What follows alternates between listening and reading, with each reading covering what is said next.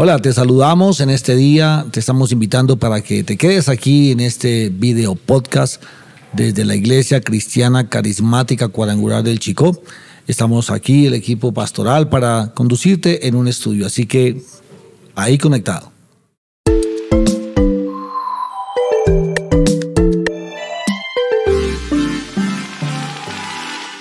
Bueno, un saludo aquí con los pastores Henricano, pastor Gonzalo Infante, y quien les habla, el pastor Ricardo Guerrero, desde la Iglesia de Chicó. Y hoy, en este podcast, yo quisiera que compartiéramos un poco acerca de los dones que nos habla, los dones ministeriales que nos habla la carta de los Efesios, ¿no es cierto?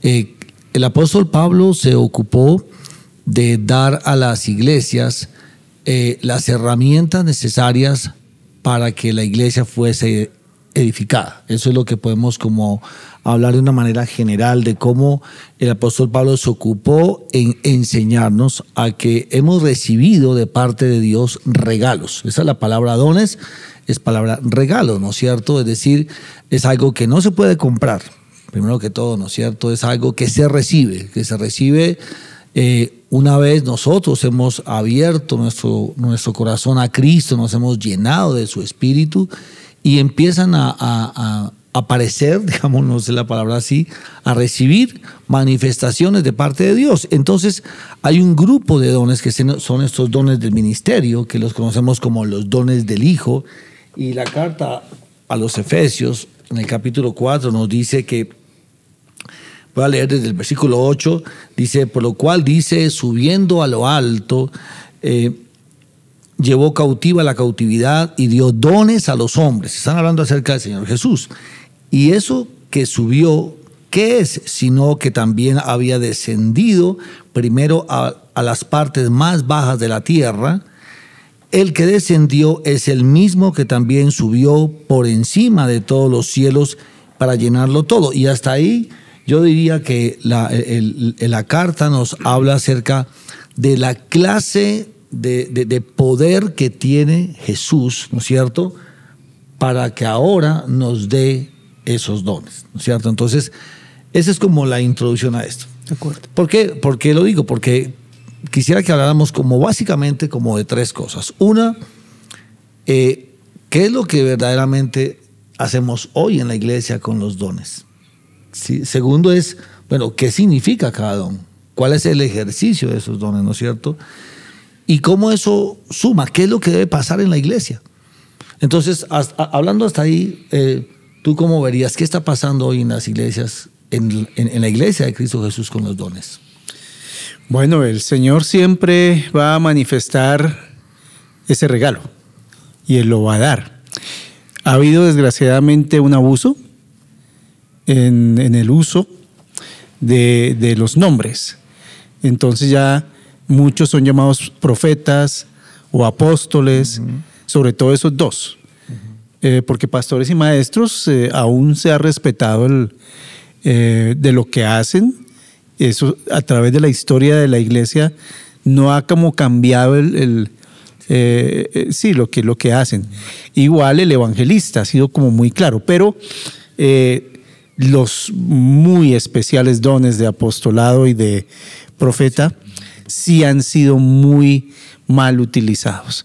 Y creo que en el cuerpo de Cristo hay gente que lo es, pero ya como que no lo nombra por cuestión de no ser rotulado. Ok, ¿tú qué piensas hasta ahí, lo que hemos hablado? ¿Qué viene a tu mente cuando escuchas, por ejemplo, la expresión el ministerio quíntuple? Ok, Paz, gracias. Se refiere a lo que conocemos como el llamado o los llamados, ¿sí? De nuestro Señor Jesús, esos dones, esos ministerios que tienen que ver con la gracia que el Señor da, ese regalo que Dios da, ¿sí? del apostolado o el apóstol, ¿sí? del profeta, ¿sí? del pastor, del evangelista y el maestro. A eso se refiere ese ministerio quíntuple.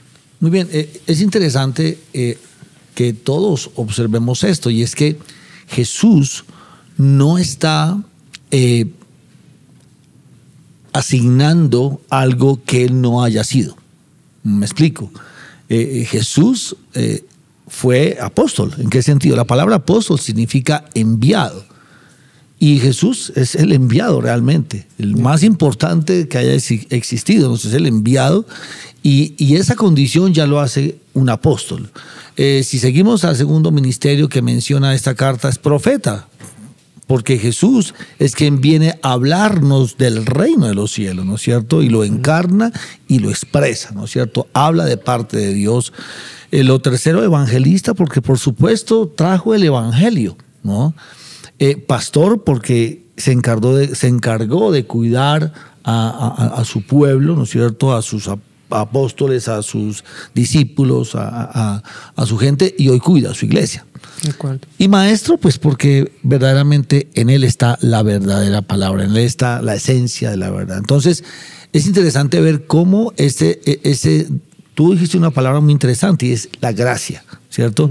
La gracia apostólica, la gracia profética, la gracia evangelística, la gracia del pastor, la gracia del maestro. Y hay una cosa que me llama mucho la atención, y en la versión Reina Valera de 1909 no menciona al maestro, sino que dice doctor, ¿sí? Habla acerca en esa dirección, porque es alguien que tiene la facilidad o la gracia, como tú decías, de entender las escrituras de una manera más profunda y explicarlas de una manera más sencilla.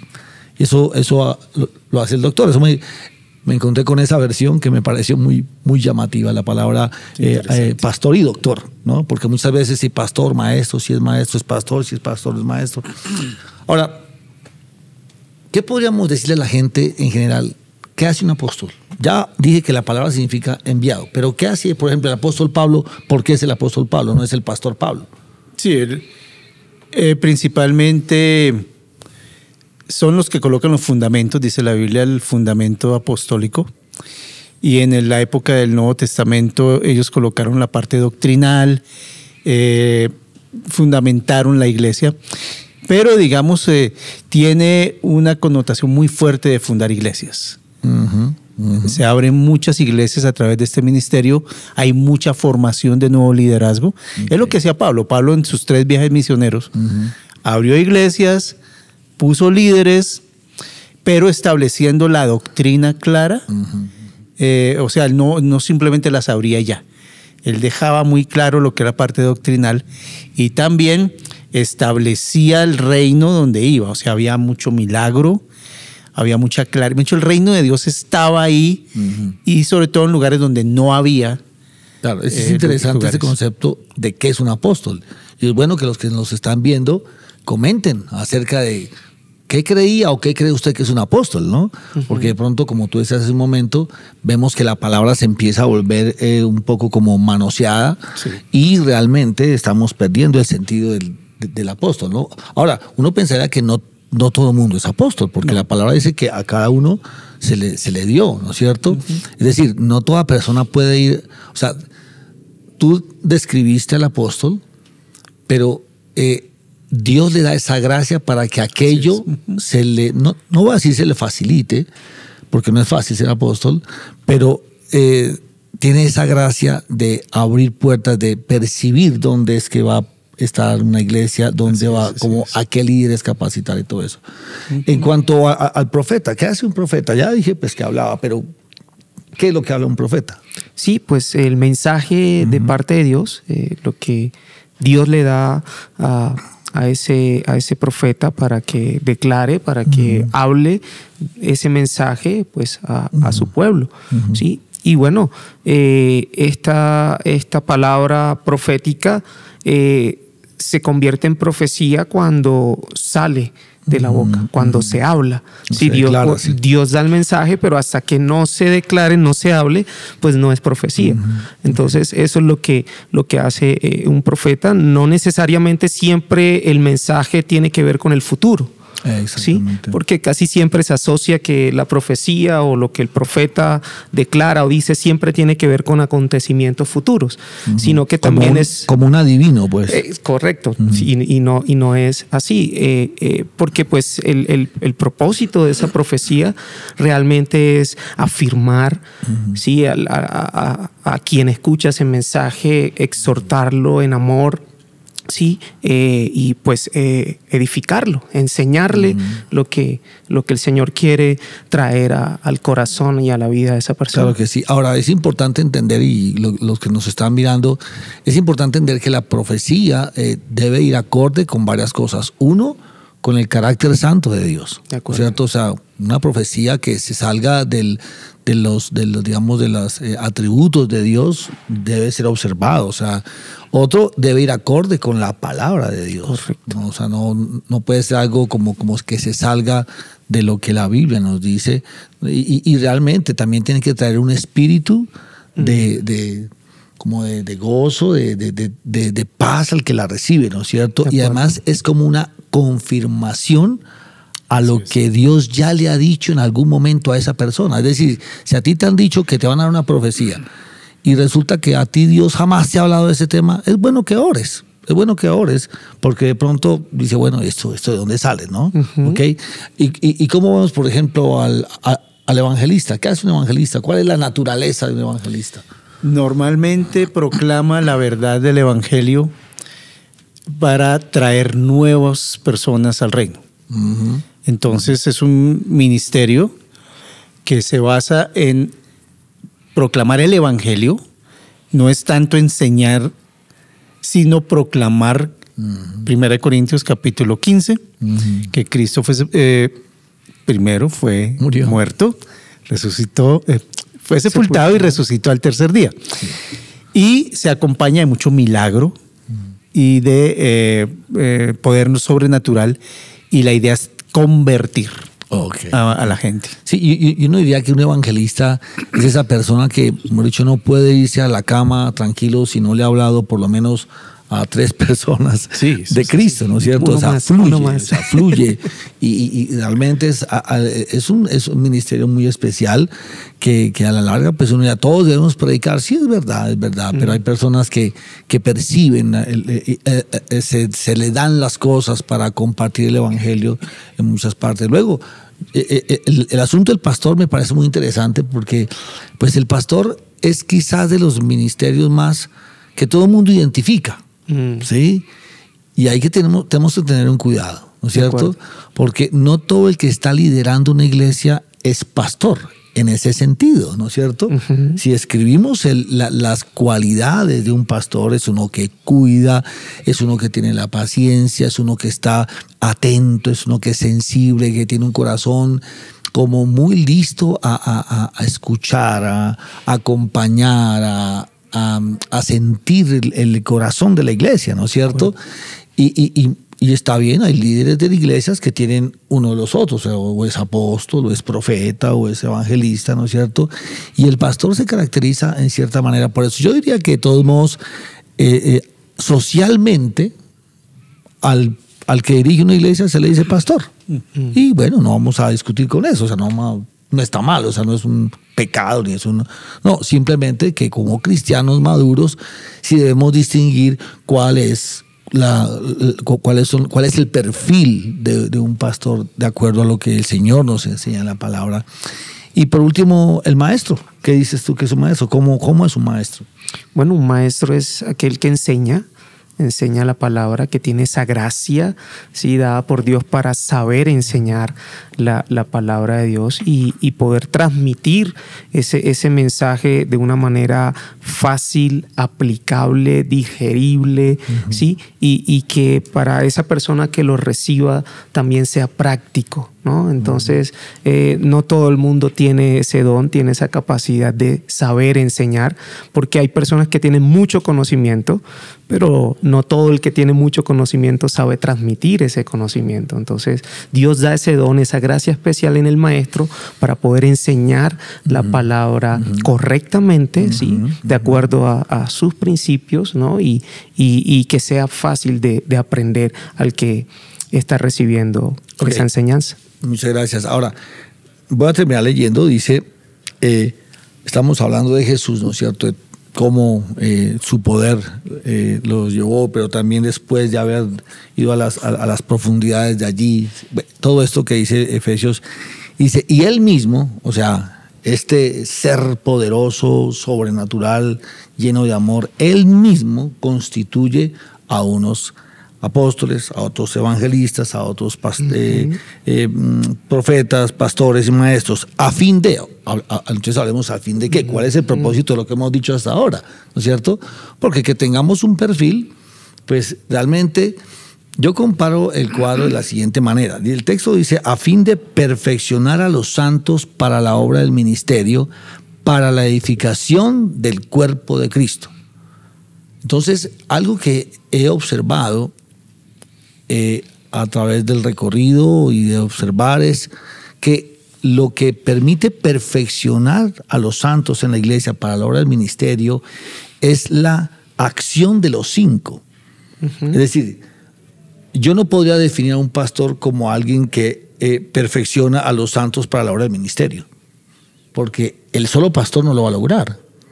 De acuerdo. Es la armonía de estos 5. Es como si yo pensara en que tengo arquero, defensas, mediocampistas, volantes y delanteros. No sé si eso exista porque no sé de fútbol, pero me imagino que algo parecido. Sí existe. ¿Cierto? Entonces, uno puede decir, bueno, tengo un gran equipo de mediocampistas. Eso no te garantiza que vas a ser campeón. O tengo a los mejores delanteros. Tengo a James y tengo a Luis Díaz adelante. Pues no tengo más. Tampoco me garantiza que yo vaya a ganar. Correcto. Entonces, tengo esa ilustración en la mente, o sea, tengo esa analogía. O sea, es lo mismo en la iglesia, ¿no es cierto?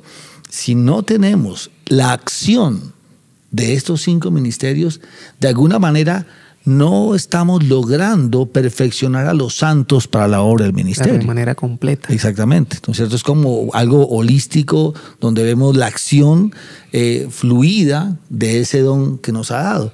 Y por eso hacía la pregunta, bueno, ¿qué tanto estamos haciendo nosotros como pastores para abrir el espacio, no sé? Y creo que sí. Es bueno como darnos un poquito de palo ahí, porque de pronto también nosotros hemos generado un tema de, sí, es más, entre nosotros decimos Pastor Henry, Pastor Gonzalo, Pastor Ricardo, y no nos hemos dado cuenta que de pronto aquí entre nosotros hay otras asignaciones de parte del Señor Jesús, y bueno, no hay problema que nos llamemos así, pero quizás cada uno de nosotros tenemos algún don diferente, ¿no? Y pienso que es bueno cuando contamos con los ancianos de la iglesia, con los líderes de la iglesia, con las personas que asisten a la iglesia. Entre ellos hay profetas, entre ellos hay apóstoles, entre ellos hay maestros, entre ellos hay evangelistas. Y creo que eso es lo que nos debería conducir, como entender esto del ministerio quíntuple de Cristo, ¿no? El Señor Jesús los tenía todos, pero los entrega a todos también para que edifiquemos la iglesia. Amén. No sé si quieran añadir algo para ir terminando este comentario, este tema. Bueno, sí, Paz, como que afirmar de que pues nosotros creemos que estos 5 dones y 5 ministerios están vigentes. Exactamente. ¿Sí? Y que la iglesia los necesita. Exactamente. Porque, claro, hay muchas inclinaciones doctrinales y demás que creen que ya el apostolado o el apóstol ya cesó, ya eso no existe en nuestros tiempos, pero nosotros sí creemos, ¿no?